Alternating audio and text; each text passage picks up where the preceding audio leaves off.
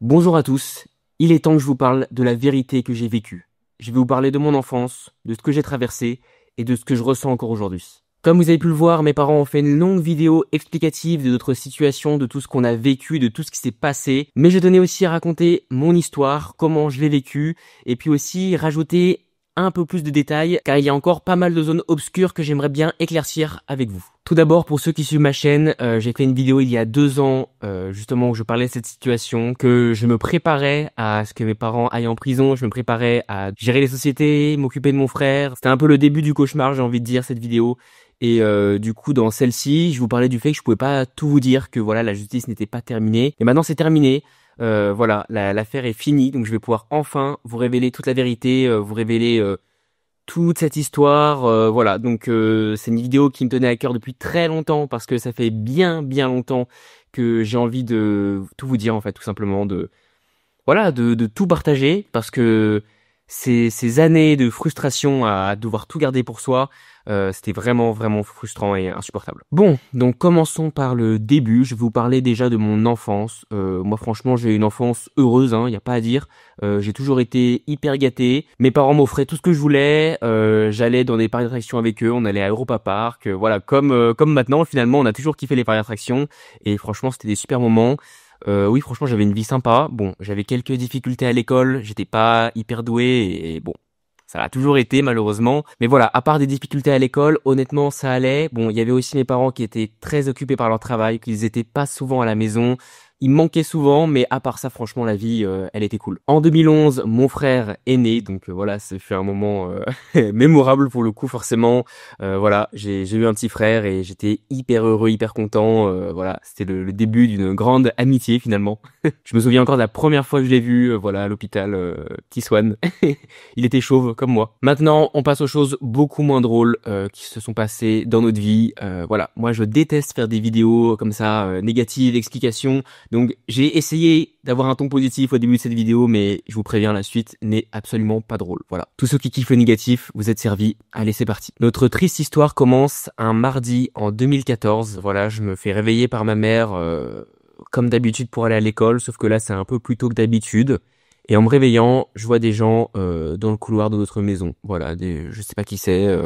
Je comprends pas ce qui se passe en fait, clairement. Et ma mère m'explique que c'est la police.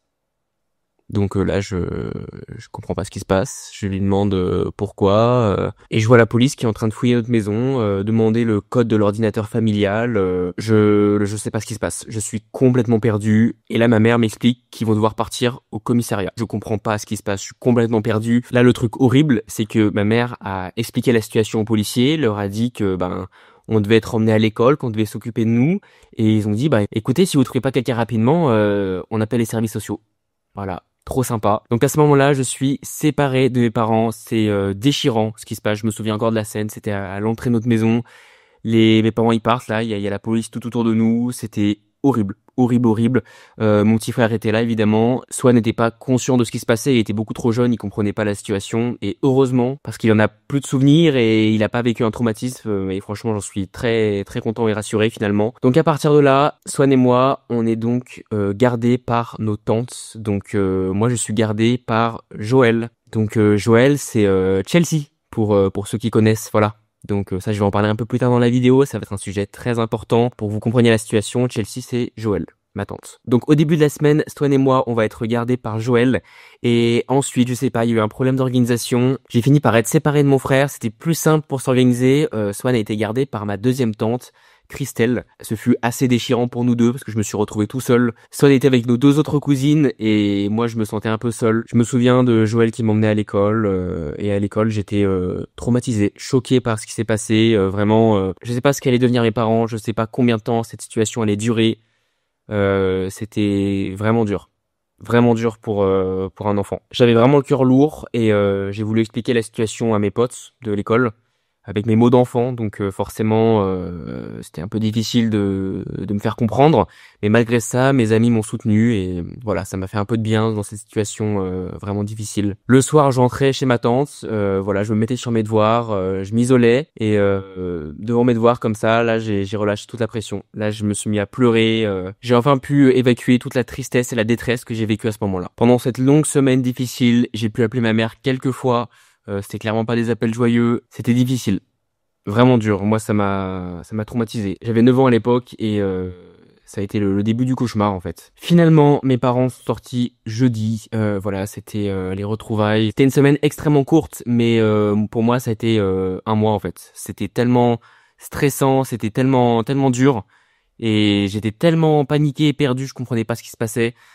Là, je l'ai retrouvé enfin, c'était vraiment un soulagement, mais ça a clairement laissé un traumatisme. Voilà, à partir de là, je me suis mis à faire des cauchemars, des trucs basés sur la séparation. Je me souviens des cauchemars où je me baladais avec mes parents. Puis d'un coup, il y avait quelqu'un qui me kidnappait et je demandais à l'aide, à l'aide, à l'aide. Et je voyais mes parents au loin pendant que je me faisais kidnapper. C'était des cauchemars basés sur la séparation, en résumé.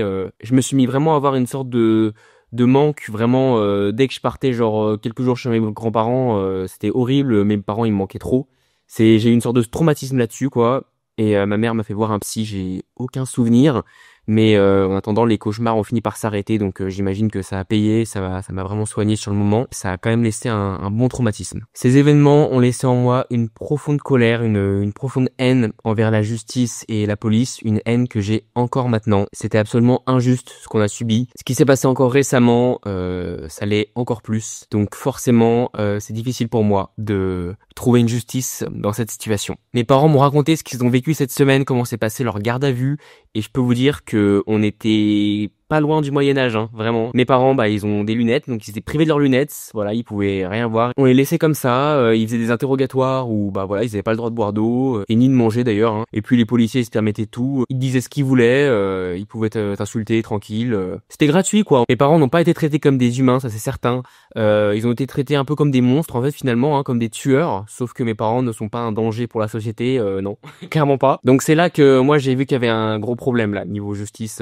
On traite pas des gens comme ça juste pour les interroger sur leur travail. Ça se fait absolument pas. Déjà à cet âge-là, quand j'ai entendu ça, voilà, moi j'en revenais pas. C'est pour ça que, voilà, je développais une colère. C'est injuste. Injuste. Tout simplement. Après ces événements, mes parents ont eu une interdiction de sortir du territoire. On pouvait plus aller par exemple à Europa Park comme on y allait chaque année. Donc voilà, ça nous a privé de pas mal de choses. On voyageait souvent. Donc voilà, niveau moral, forcément, c'était pas cool non plus. Et à côté de ça, mes parents ont perdu leur travail et là, le cauchemar a véritablement commencé. À ce moment-là, mes parents avaient tout perdu. Leur travail, leur quotidien, leur vie. Ils avaient plus de taf, ils étaient en dépression.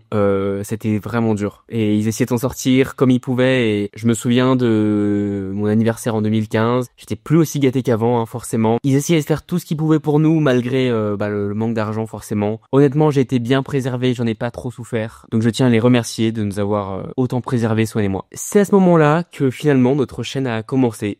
Voilà, c'est assez surprenant de le dire comme ça, mais Swan a voulu du coup participer à The Voice, il voulait chanter, et forcément vu que c'était impossible, c'est ma mère qui l'a filmé, chanter des petites chansons comme ça. Il avait 3 ans, il était tout petit, c'était tout mignon, et c'est là que la chaîne a commencé. Moi j'ai fini par le rejoindre pour les calendriers de l'Avent, donc c'était il y a très longtemps. Moi j'avais 11 ans, voilà, 10-11 ans, je me souviens plus trop.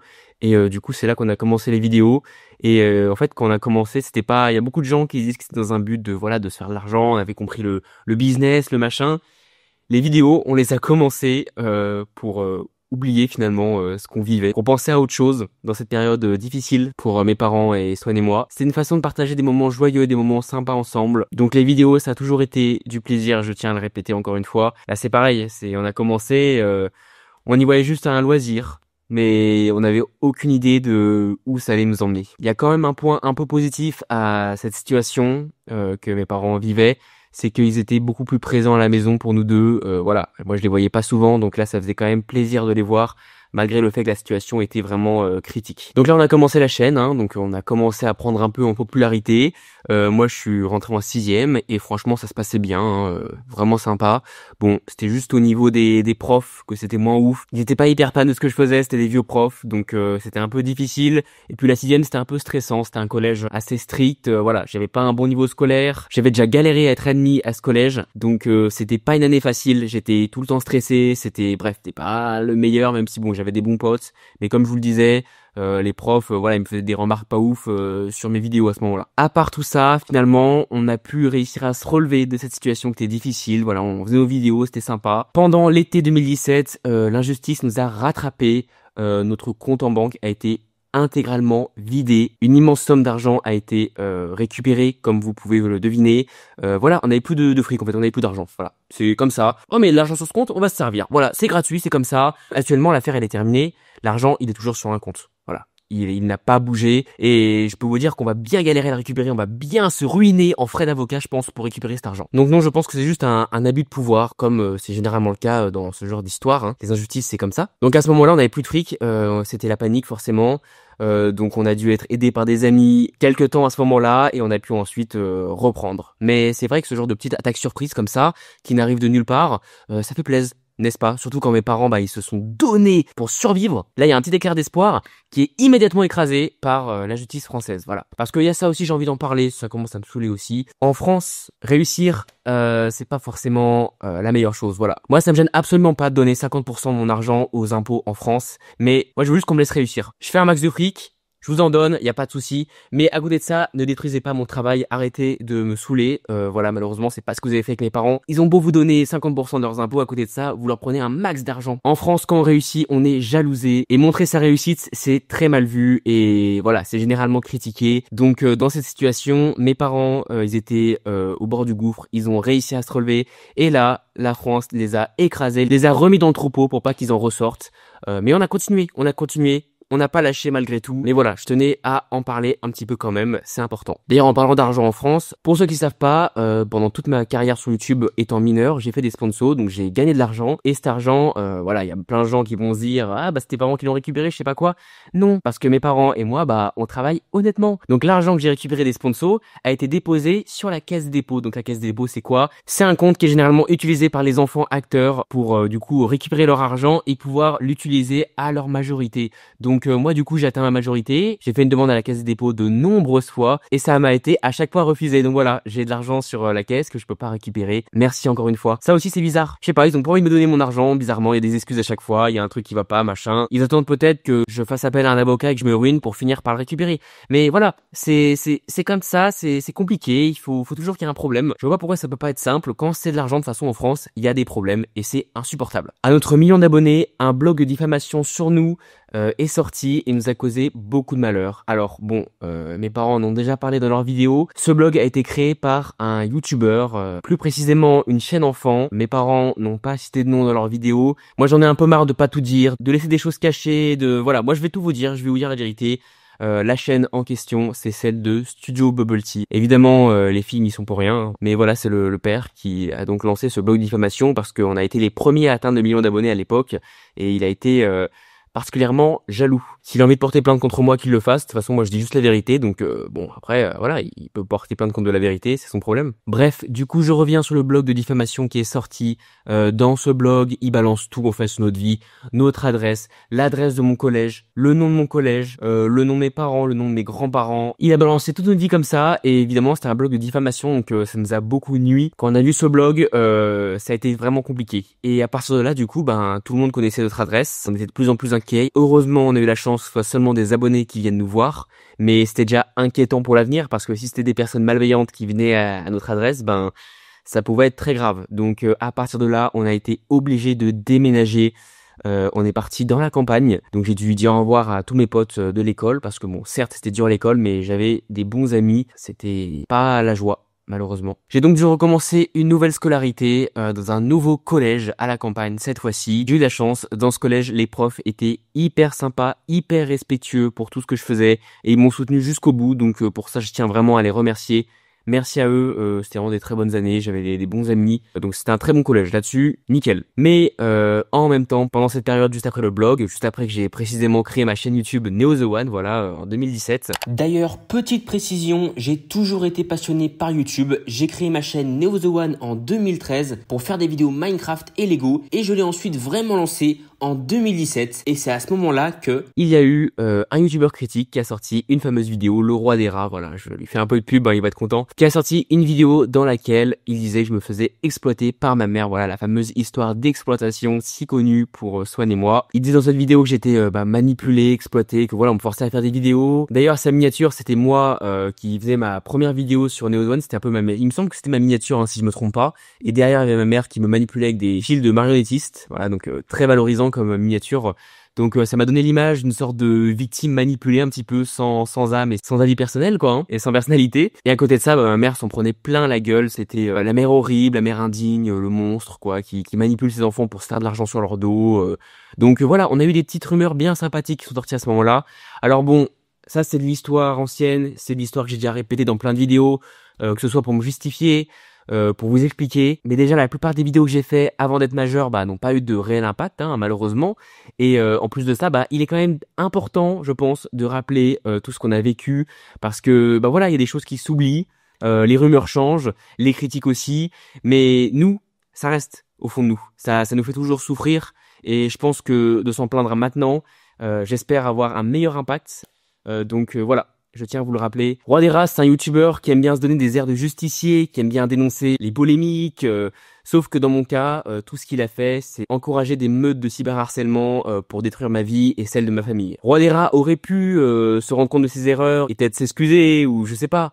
Mais ce qu'il a fait, c'est formidable. Je vais vous expliquer. Donc tout d'abord, cette vidéo c'est devenu la plus populaire de sa chaîne. Ça lui a rapporté un max de fric. Cette vidéo, elle m'a suivi pendant plusieurs années, hein, jusqu'à ce que j'atteigne ma majorité. Voilà, ça m'a bien embêté, que ce soit pour mon image ou pour celle de mes parents. Hein. Jusqu'au bout, il y a cette vidéo qui traîne sur le net qu'on peut pas enlever. Mais du coup, je me suis dit qu'à mes 18 ans, je pourrais enfin porter plainte et le forcer donc à supprimer sa vidéo. Mais quelle ne fut pas ma surprise quand à mes 18 ans, la vidéo disparut de la toile, voilà. Il a donc supprimé la vidéo à mes 18 ans, afin que je ne puisse pas porter plainte. Quelle gentillesse de la part du Roi des Rats de l'enlever finalement, après toutes ces années. Donc voilà, je pense que le Roi des Rats c'est une personne formidable, hein, n'est-ce pas? Pour faire ce genre de choses aussi vicieuses, avec un air de grand justicier, je pense que c'est une personne très hypocrite. Très hypocrite, honnêtement. J'aimerais ne plus parler du Roi des Rats dans cette vidéo, mais malheureusement je n'ai pas le choix, car cette vidéo a entraîné une immense vague de cyberharcèlement, mais à des niveaux où vous imaginez même pas. Déjà, du coup, cette histoire d'exploitation, ça a entraîné un hashtag sur les réseaux sociaux, le hashtag Sauveneo. Donc ce hashtag qui a été créé par malveillance, mais qui a ensuite été utilisé par les gens dans une fausse bienveillance, parce qu'ils ne comprenaient pas l'histoire, avait donc pour but de me sauver de ma mère, voilà, de mon exploitation, de ma manipulation que je subissais, soi-disant. Et ce hashtag, c'était un peu un truc du style, Néo met un t-shirt rouge dans la prochaine vidéo, pour nous dire que t'es en danger, que t'as besoin d'être sauvé. Donc avoir une telle image sur les réseaux sociaux avec sa propre chaîne YouTube, c'était formidable. Voilà, ne pas pouvoir faire les choses qu'on aime comme on le veut, parce que les gens nous voient comme quelqu'un de manipulé, c'est formidable, comme je l'ai déjà dit de toute façon. Et donc ce hashtag a été utilisé par malveillance, mais il y a des gens qui pensaient sincèrement me sauver. Donc c'est quand même bien malsain comme hashtag, hein. Des gens qui pensent bien faire, mais à côté de ça, ça provoque encore plus de cyberharcèlement, encore plus de haine finalement, parce que à côté de ça, moi en soi, ça va, bon, c'est pas ouf hein, d'être vu comme une victime. Mais ma mère, à côté de ça, tout ce qu'elle a subi, c'est juste affreux. Constamment, on la traite de monstre. Elle a tout fait pour nous, ma mère. Et puis c'est pareil pour mon père. Là, je vous fais un petit résumé de la situation, mais mes parents, ils ont bossé jour et nuit dans la société Eurochallenge, et ensuite, après avoir eu tous ces problèmes, après une dépression, eh bien, ils se sont remis à bosser, ils ont continué, la chaîne YouTube Swan et Néo, en soi, c'est nous qui avons voulu commencer, mais le travail derrière, les montages, la préparation des tournages, parce que bon, Swan et moi, on a plein d'idées, machin, c'est génial, mais ensuite, acheter le matériel, le préparer, tout mettre en ordre, ça, je peux te dire que c'est pas Swan et moi qui le faisons, hein, tu vois. Donc mon père et ma mère, ils ont tout fait pour nous, ils nous ont énormément aidés. Honnêtement, on est là une grande partie grâce à eux. Ils ont fait tout le taf en fait. Nous, on a fait ce qu'on aimait, on a kiffé, on a eu toute la partie sympa, et à côté de ça, eux, ils faisaient tout le travail, toute la gestion finalement d'une chaîne YouTube. Donc mes parents, ils ont tout sacrifié. Ils se sont fatigués. Ils ont tout fait pour nous. Tout cet acharnement, toute cette haine, ça devient juste insupportable. Pour moi, mais surtout pour eux, c'est juste affreux d'être considérés comme un monstre après tout ce qu'ils ont fait. Donc Cette polémique, c'était horrible pour ma mère, pour sa santé mentale. C'était affreux, c'était affreux. D'ailleurs là, je parle beaucoup de critiques envers ma mère et pas envers mon père en particulier parce que effectivement, pour ces polémiques-là en particulier, mon père n'était pas vu comme l'exploiteur d'enfants, donc ça peut paraître étonnant. Pourquoi c'était juste ma mère en particulier. Honnêtement, moi je pense que c'est parce qu'il y a une grande part de misogynie sur les réseaux sociaux. Voilà, c'est plus facile de viser une femme qu'un homme. C'est généralement une source de critiques facile. Donc je pense que c'est pour ça que ma mère était un peu plus victime des critiques. Et voilà, c'est formidable comme monde dans lequel on est. Mais je tenais à le rappeler. Et pour couronner le tout par rapport à cette histoire d'exploitation, McFly et Carlito ont sorti une vidéo il y a quelques années où ils présentaient à des nonnes des chaînes YouTube et des YouTubeurs. Et parmi ces chaînes YouTube, il y avait celle de Swan et moi, Swan et Neo. Et dans cette vidéo, MyFly et Carlito ont littéralement sous-entendu qu'on était exploité. Voilà, ils l'ont pas dit clairement, hein, et d'ailleurs heureusement, mais ils ont quand même insinué que c'était sûrement le cas. Donc balancer de telles accusations avec un tel impact sur les réseaux sociaux, je pense que c'est vraiment quelque chose de bien immature et irresponsable, surtout pour deux gros darons comme eux. Donc franchement, quand cette vidéo est sortie, je vous avoue que j'ai fait une vidéo pour en parler et tout, c'était juste absolument injuste et injustifié de faire un truc pareil. Et j'ai eu tous les fans de MyFly et Carlito qui me sont tombés dessus, là, qui m'ont saoulé pour rien. C'est vrai que généralement la attitude, ça empêche de réfléchir, mais j'aurais jamais pu penser que ce serait à un niveau pareil, malheureusement. J'ai beau avoir parlé, avoir expliqué la situation, y a pas tout le monde qui l'a compris, mais je tiens quand même à réexpliquer maintenant. Voilà, ils ont fait des sous-entendus, donc il y a des gens qui vont dire que c'est pas si grave, mais après toutes les accusations qu'on a eues, toute cette polémique, on a nui à mon image, on a nui à l'image de mes parents, on les a critiqués, c'est juste intolérable en fait. C'est un feu qui nous consume, et MyFly et Carlito, ils ont juste rajouté en fait du bois. Ils ont alimenté la flamme de la polémique, donc c'est pour ça que je trouve que leurs actes étaient injustifiés, voilà. Il y avait pas de raison de partir là-dessus. C'était déjà bien enflammé, bien grosse polémique pour aucune raison. Il y avait pas besoin de s'acharner en fait. Voilà, c'est tout. Bref, à ma majorité, là je me suis dit, il faut que je prenne la parole. Enfin, ma parole va pouvoir être prise au sérieux. Après toutes ces vidéos explications que j'ai fait étant mineur, je me suis dit que là c'était la meilleure occasion de, voilà, prouver finalement que ces rumeurs d'exploitation étaient fausses et que, Swan et moi, on vivait heureux avec l'activité qu'on faisait, tout simplement. Donc du coup, j'ai fait l'interview avec Jérém Star. Donc à ce moment-là, les rumeurs d'exploitation se sont enfin un peu calmé pour laisser place malheureusement à une nouvelle polémique, la prison. Et oui, il est temps maintenant d'en parler de ce qu'on a vécu là très récemment, qui a été très difficile. C'est tout simplement la détention de mes parents, mais reprenons au commencement déjà. Cette injustice qu'on a vécue en 2014 allait commencer par prendre fin en décembre 2022. À ce moment-là, le procès allait enfin commencer. Petite parenthèse, mes parents pensaient naïvement que ce procès allait leur permettre d'être enfin innocentés. Pour rappel, mes parents étaient seulement employés dans cette entreprise. Ils n'auraient jamais dû être jugés ni condamnés. Imaginez si tous les employés devaient être jugés pour les fautes de leur patron. La semaine du procès fut forcément très difficile. Mes parents rentraient du tribunal humiliés, vidés. Parce que oui, au tribunal, voilà, on se moquait d'eux littéralement, on se foutait d'eux en fait, clairement. Et évidemment, on leur parlait pas que de l'affaire Eurochallenge, mais on leur parlait aussi de leur chaîne YouTube. Parce que là, oui, voilà, on juge des gens pour escroquerie, pour une histoire de société, mais on va leur parler d'un truc qui n'a aucun rapport, voilà, juste de leur réussite en fait qu'ils ont réalisé et on va s'en moquer et la critiquer et en plus de ça, la rajouter en plus dans le procès. Voilà, on est clairement sur une injustice digne du Moyen-Âge, je pense. C'est gratuit, c'est comme ça. Donc je vous laisse même pas imaginer ce que vivaient mes parents à ce moment-là. Et moi, je peux vous dire que au fond de moi, ça bouillonnait clairement parce que une telle injustice, c'est tellement rageant, tellement frustrant, tellement injuste. En fait, je vous explique clairement ce qui se passait. Mes parents recevaient des petites remarques comme ça gratuites dans le tribunal au KLM où on leur parlait de leur chaîne YouTube.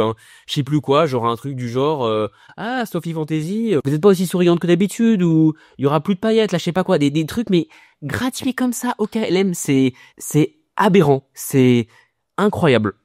Moi je reviens pas. Donc c'était pas vraiment un jugement, mais plus un règlement de compte cette semaine-là. Je vous le dis clairement, hein, c'était tout le monde s'y met pour balancer des petites accusations gratuites et faire en sorte qu'ils prennent le plus cher possible en fait. Pendant cette semaine, on a eu la décision du procureur qui demandait 5 ans et 3 ans ferme pour mes parents. Voilà. Ce fut un choc, on avait peur.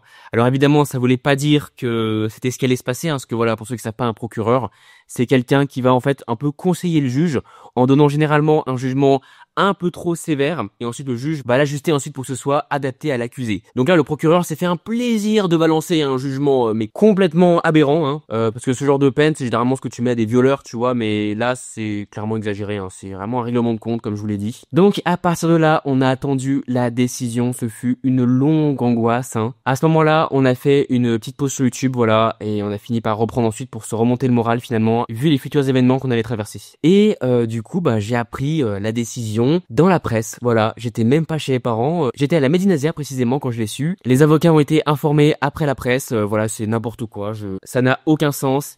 Et mes parents ont donc pris 3 ans ferme, voilà. Donc précisément, j'étais en train de sortir de la Médinazia, voilà, j'étais en train de prendre mon train. J'avais les larmes aux yeux, j'étais en train de chialer clairement. Voilà, quand j'ai su un truc pareil, c'est horrible. J'étais même pas avec eux. Et en fait, ce qui est horrible, c'est que cette histoire, elle se traîne depuis 10 ans, quoi. Elle se traîne depuis 10 ans. Et moi, ça me ronge, en fait. C'est tellement de rage, d'injustice. Et quand j'ai eu cette décision, c'est remonté, vraiment. Cette rage, elle est remontée. Je me suis dit, on a perdu, quoi. Genre, mes parents, ça a été tellement injuste. Ils ont tout fait pour s'accrocher. Et là, il y a eu ce jugement. Et on a perdu. C'est une défaite, au final. Alors, je savais qu'on allait faire appel, mais je savais pas que ça allait durer encore aussi longtemps, tu vois. Je me disais que là, c'était en train de se terminer. Donc, c'est pour ça que j'avais ce genre de réflexion. Mais c'est vrai que maintenant, voilà, je vais vous en parler. Mais du coup, voilà, j'ai appris pour ça. Donc dans cette situation, évidemment, c'est horrible, hein, mais c'est pas non plus la fin du monde, parce que mes parents peuvent faire appel et donc ne pas aller en prison en attendant une décision, on espère, plus juste pour un prochain jugement. Sauf que là, ce fut voilà le coup de massue ultime. Mes parents ont reçu un mandat de dépôt, c'est-à-dire qu'ils étaient obligés d'être incarcérés en attendant leur jugement. Donc c'est généralement quelque chose qu'on va mettre sur des criminels, hein, genre des meurtriers, pour pas les laisser en liberté en attendant qu'ils soient jugés. Parce que voilà, c'est juste des dangers publics, c'est pour assurer la sécurité de la société. Mais là, mes parents, ils ont fait quoi? Ils ont tué qui là? J'ai pas compris. Pourquoi ils sont censés aller en tôle en fait? Et ce qui est assez amusant, même cocasse, j'ai envie de dire, c'est que tout le monde dans ma famille a été condamné à ce moment-là, hein. Sauf que les seuls qui ont reçu un mandat de dépôt, ce sont mes parents, voilà. Pourquoi eux? Je pense que c'est simplement par jalousie. C'est voilà un abus de pouvoir, une gratuité que s'est permis la justice à ce moment-là pour nous faire souffrir davantage, tout simplement. Parce qu'il n'y avait pas de raison d'être. Et même après leur libération, ils ont eu la justification de tout ça. Et il n'y en avait pas. Ils n'avaient pas à faire cette prison, en fait. Donc, tout ce qui s'est passé là était juste injuste et gratuit. Mais revenons au présent de la situation. Quand j'ai appris ça, je l'acceptais pas. Voilà, je me disais, non, ils vont pas faire de tôle, c'est pas possible. On va trouver une solution, on va s'évader du pays, je sais pas, n'importe quoi. Voilà, ce genre de pensée un peu désespérée qu'on a quand on ne sait pas faire face à la situation et qu'on ne peut pas faire face à la situation. J'étais en train de réviser mon bac et j'étais face à de nombreuses responsabilités comme gérer littéralement donc le travail de mes 2 parents, gérer 5 sociétés.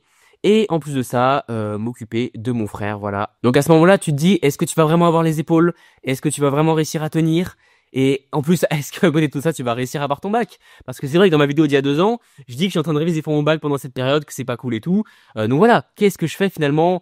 Qu'est-ce qui va se passer? Donc, pendant les mois d'attente avant que mes parents soient incarcérés, j'ai donc appris à gérer une société comme je le pouvais. Mon frère, j'ai fait le choix évidemment de le garder pour pas qu'il soit mis en famille d'accueil, hein, encore heureux, hein. J'ai pas envie d'infliger une telle souffrance à mon petit frère. Moi, je veux le conserver au maximum, comme l'ont fait mes parents avec nous deux. Donc je veux clairement pas qu'ils subissent un truc pareil. Mes parents étaient au fond du trou, désespérés, ils pouvaient pas nous protéger. L'injustice était trop forte, mes parents étaient impuissants, c'était juste affreux pour eux, c'était horrible. Et donc à ce moment-là, j'étais en train de prendre toutes ces responsabilités, de me préparer, de savoir si j'allais être à la hauteur. À côté de ça, il y avait mon bac. Je me suis dit, mais je vais pas réussir à tout faire là, c'est pas possible en fait. Donc j'ai pris la décision de ne pas passer mon bac. Voilà, je n'ai pas passé. Je n'ai pas mon bac actuellement. Donc voilà, certains pourront me dire que voilà, j'ai loupé mon diplôme, machin. Bon, honnêtement, j'ai jamais été bon à l'école. Je pense quand même que j'aurais pu passer mon bac. Mais voilà, le destin, on a décidé autrement pour moi. Je n'ai pas mon bac, donc forcément, ça fout le seum. Surtout que à ce moment-là, il y avait tous tes potes qui l'avaient passé, tout le monde te disait t'as ton bac, Néo, t'as ton bac, machin. À ce moment-là, honnêtement, j'étais pas dans l'idée de forcément en parler, hein, parce que voilà, c'est pas ouf. J'étais plus dans l'idée de protéger mon frère, d'essayer de survivre en fait à cette situation difficile. Donc le bac, ça passait clairement en secondaire, malheureusement. Le 23 août 2023, mon père est parti en prison. Voilà, c'était juste déchirant, c'était horrible, c'était traumatisant, c'était affreux vraiment.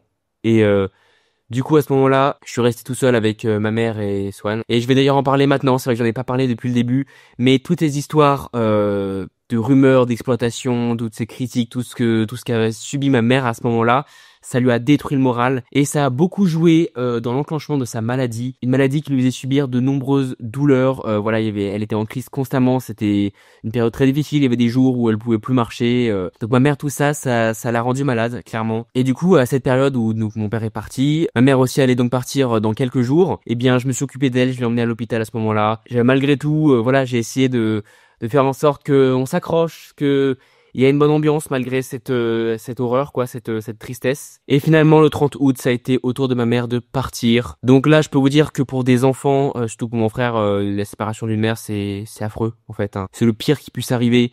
Donc, au moment où ma mère est partie, ce que j'ai fait, c'est que j'ai occupé Swan. On a joué ensemble à un jeu vidéo, je l'ai distrait à côté, voilà, comme si de rien n'était. J'ai fait comme si tout allait bien, je l'ai occupé jusqu'au bout. Donc ce moment était horrible, hein. Je m'en souviens, c'était affreux. C'était affreux, ma mère qui est partie et je suis revenu, je suis allé voir Swan. Allez, on va jouer, tu viens? C'était ouais.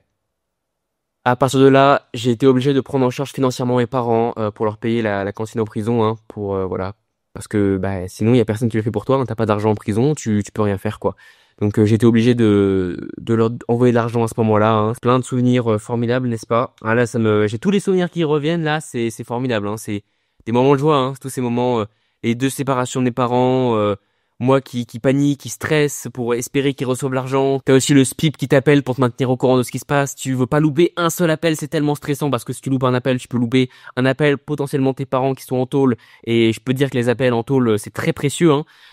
Tu peux louper un appel du SPIP qui va dire un truc important. C'était en fait déchirant, triste, stressant. Voilà, c'était que des émotions négatives. De toute façon, c'était horrible. Comme période. Et puis à côté de ça, bah fallait faire en sorte que tout se passe bien, fallait s'occuper de Swan, faire comme si tout allait.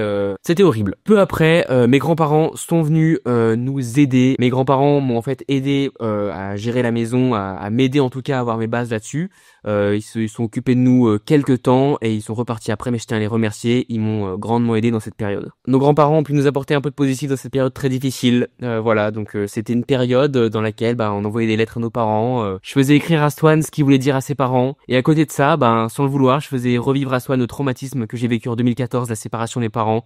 J'étais impuissant face à ça. Quand je vois tout ce que ça m'a fait, comme ça m'a fait souffrir le traumatisme que j'ai subi, pour moi c'était très dur de refaire subir un truc pareil à Swan. Et sur une période aussi longue. Swan, je peux vous le dire, c'est quelqu'un de solide. Vraiment solide. Moi j'aurais clairement pas encaissé autant à son âge. Il est fort, Swan. Il est vraiment fort. Pendant toute cette période, on s'est accroché, j'ai tout donné pour survivre à cette épreuve finalement, pour que Swan, malgré tout, le vive bien. Je me suis vraiment mis en fait en mode focus. Je faisais mon travail, je faisais mon sport, je gérais Swan. Je me suis vraiment mis en mode robot, en mode automatique pour que ça se passe comme il faut quoi. Après les lettres, on a enfin pu appeler nos parents quelques fois et ça nous faisait un bien fou forcément. Mais je pense que l'un des moments les plus tristes, ce fut l'anniversaire de Swan. Voilà, c'était affreux. Donc évidemment, j'ai tout fait pour que ça se passe bien quand même. Je lui ai organisé un anniversaire en vidéo. Je lui ai fait un anniversaire avec ses potes. Swan, pour ses 12 ans, il n'y avait pas ses parents. Ils étaient pas là. Donc tout ce que Swan a eu de ses parents à 12 ans, c'est un appel. Voilà, il a pu appeler ses parents pour qu'ils lui souhaitent joyeux anniversaire. C'est tout. Je me sentais très mal. Tu te sens impuissant en fait dans ces situations. Tu te sens impuissant. Tu sais pas comment gérer la situation pour que ça se passe bien. J'ai fait au mieux pour que Swan puisse être content quand même, mais au fond forcément, on souffrait tous les deux. Finalement, après 2 mois de galère, mes parents ont enfin pu sortir de prison. Ils étaient vides, épuisés. Ma mère était encore plus malade qu'avant. Elle avait complètement sombré en dépression. Donc on peut se dire que c'était youhou, formidable. Ils sont enfin sortis, ils sont libres. Mais à côté de ça, bah en fait, on était en train d'attendre du coup le jugement. Parce que initialement, ils avaient été emprisonnés en attente de leur jugement. Et ils avaient enfin pu sortir de cette période c'était complètement injuste, hein. Cette détention était absolument pas nécessaire, c'était juste de la cruauté gratuite. Et du coup, à partir de là, on a attendu le vrai jugement, la boule au ventre. C'était encore une fois juste de la survie en attendant la décision. C'était un stress constant. On priait pour que mes parents ne finissent pas en prison. Donc à partir de là, le procès en appel est arrivé. Donc le procès en appel était enfin neutre. Il n'y avait pas de moquerie, il n'y avait pas d'histoire de chaîne YouTube ou quoi. Il y avait enfin une vraie justice. Voilà, une vraie justice.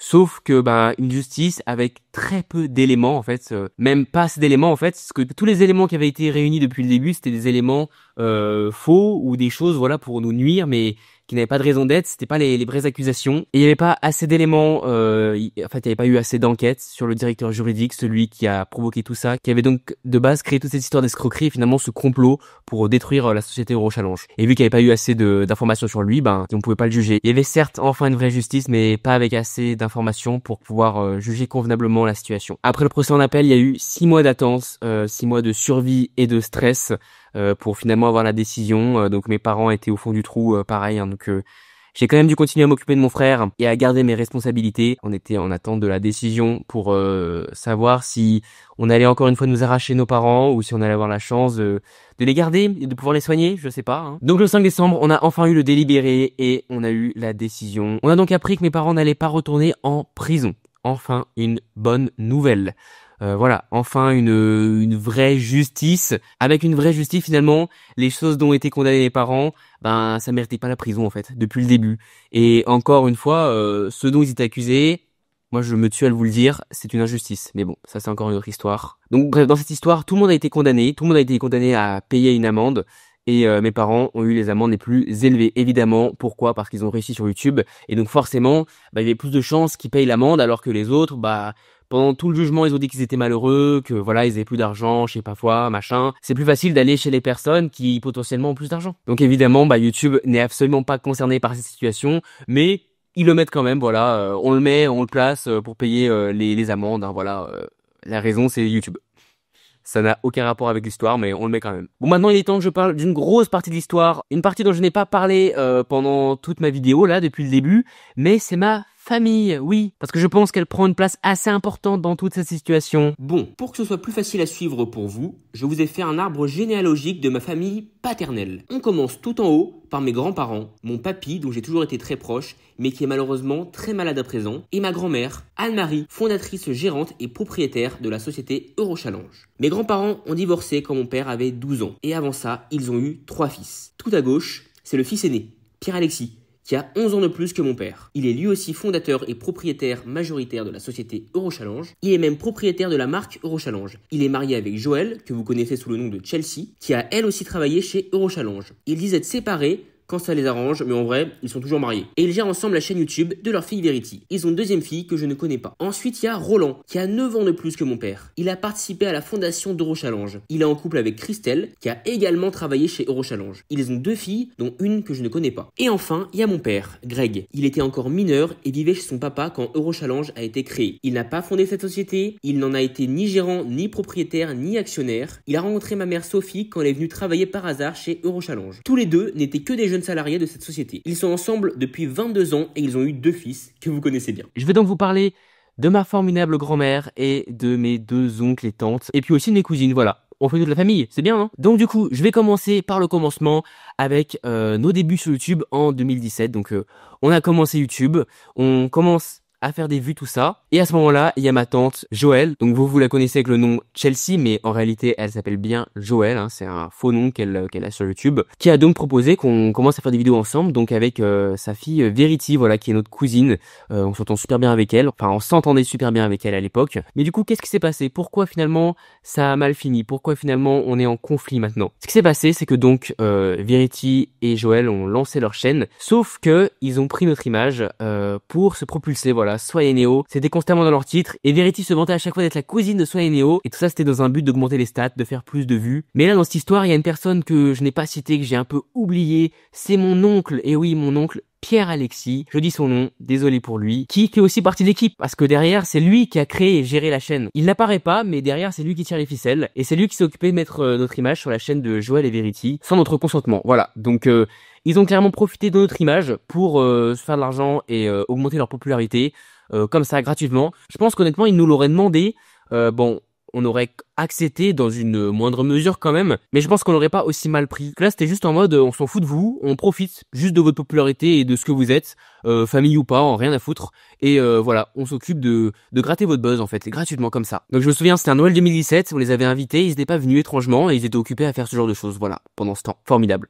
J'ai une super famille, j'adore. Maintenant, il est temps que je réponde directement à Joël qui récemment a fait une vidéo pour parler de mes parents, pour dire que voilà, tout ce qu'ils avaient dit, c'était faux, que finalement, bah, ils causaient du tort à Verity et à elle aussi, hein. Oh là là, je suis désolé pour vous. Et du coup, il est temps maintenant que je réponde à tout ça. Donc, tout d'abord, beaucoup de gens disent que bah Joël est séparé de son mari, que voilà, il est plus dans leur famille, et que c'est lui le monstre, c'est lui le monstre, le fautif de toutes ces histoires. Mais en réalité, ils sont toujours ensemble. Ils sont toujours ensemble en fait, et ils gèrent la chaîne tous les deux. Mon oncle a essayé de faire croire qu'ils étaient séparés pendant le procès, mais c'est complètement faux. Maintenant, je vais vous dire quelque chose de très important. La société Eurochallenge, la gérante, c'est ma grand-mère, Anne-Marie. Mais l'actionnaire, enfin en tout cas l'actionnaire principal, c'est mon oncle, Pierre-Alexis. Et oui, il a précisément 51% des parts d'Eurochallenge et 49% pour ma grand-mère. Donc, au final, la société, elle lui appartient.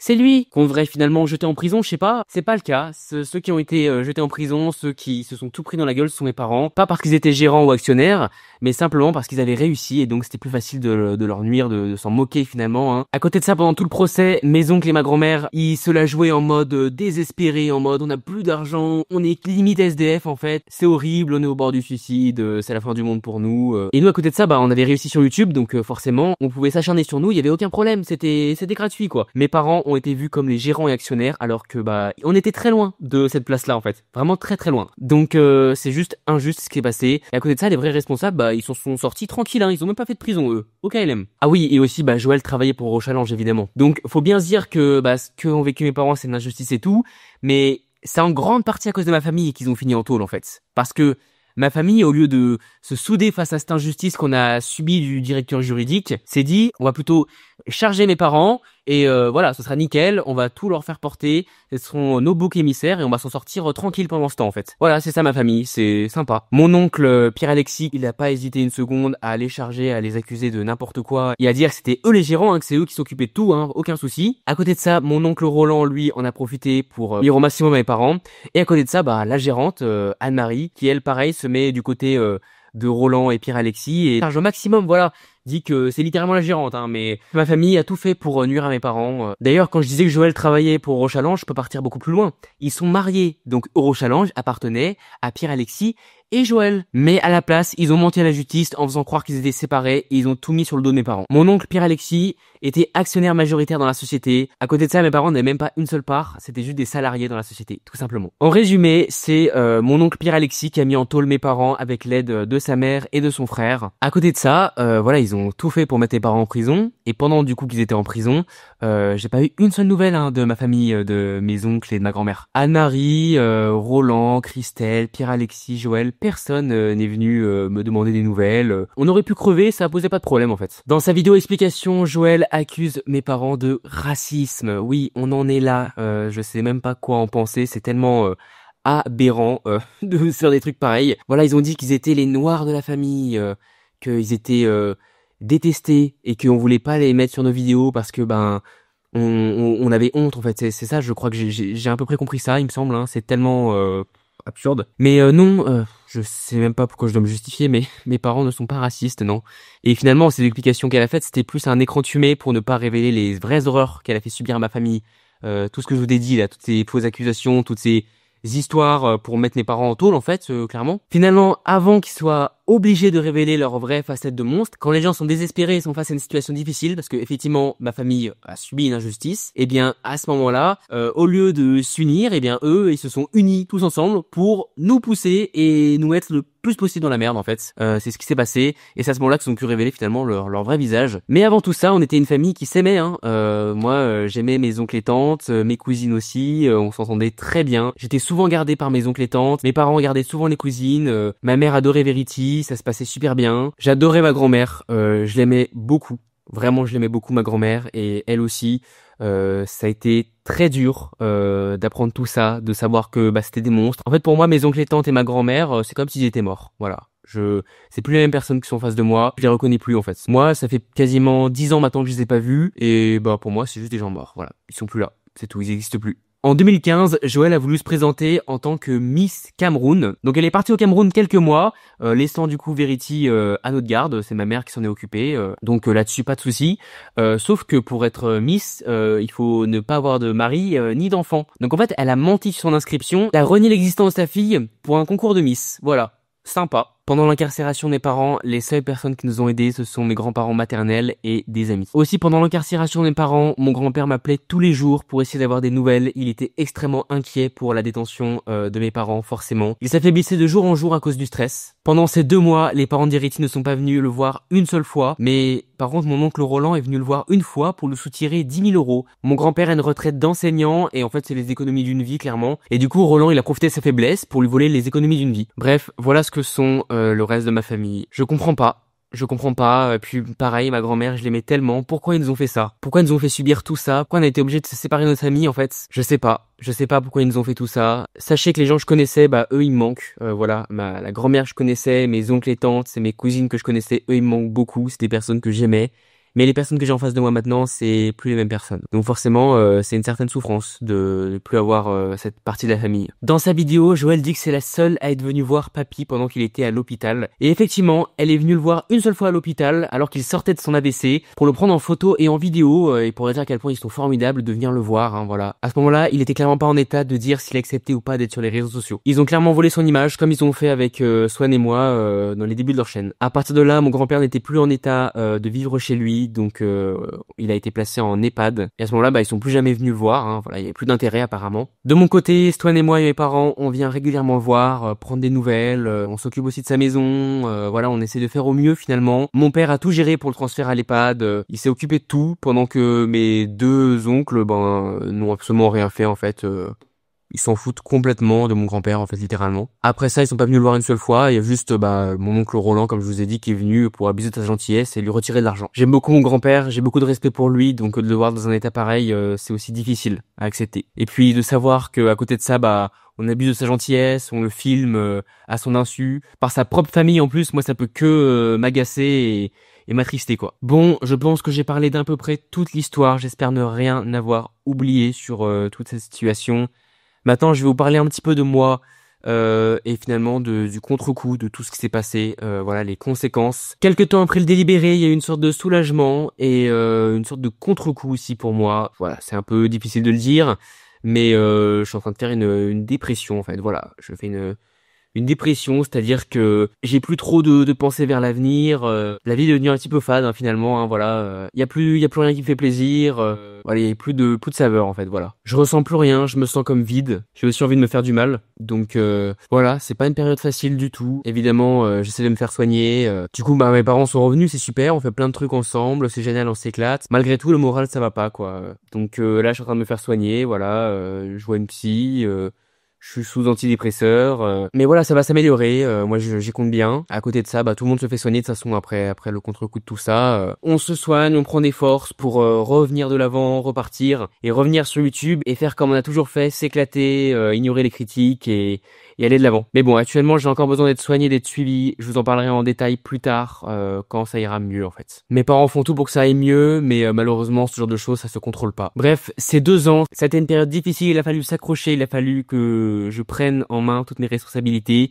Il a fallu en fait que je me mette de côté. Il a fallu que je me sacrifie finalement. À côté de ça, évidemment, j'avais des projets, des rêves sur YouTube, me lancer davantage, créer, partir sur plein de trucs. Mais bon, comme vous pouvez le voir sur ma chaîne, l'activité n'est pas si présente malheureusement à cause de tout ça finalement. Donc forcément, ça aussi au niveau moral, ça le fait pas. Ça me fait pas. C'est difficile de voir que dans ces projets personnels, on n'évolue pas en fait, on ne grandit pas comme on le voudrait. Et à côté de ça, on a quand même des responsabilités, on doit rester dessus, s'en occuper. Donc voilà, tout ça, ça plombe le moral forcément, mais je vous promets que je vais me soigner, ça va aller mieux et on repartira plus fort. On repartira plus fort cette épreuve, on fera plein de trucs, ça sera génial. Bref, voilà, c'est la fin de cette vidéo explication. J'espère que vous avez à peu près tout compris, j'espère que j'aurais expliqué des choses qui n'avaient pas été assez claires auparavant. Voilà, j'espère que j'ai répondu à toutes vos questions. Moi, j'aime pas faire ce genre de vidéo, je l'ai déjà répété plein de fois, mais là, c'était plus que nécessaire. J'avais beaucoup de choses à dire. Ça m'a fait du bien. Et puis voilà, aussi dénoncer tout ce qu'a fait notre famille. Je pense que c'était important de le faire. C'était des gens que j'aimais autrefois, mais maintenant c'est fini. Et maintenant, il faut qu'ils assument les conséquences de leurs actes. Bref, j'espère vous retrouver bientôt pour une vidéo plus positive. Je vous promets rien au niveau de mon retour sur YouTube, mais j'espère que ce sera bientôt. À plus tout le monde.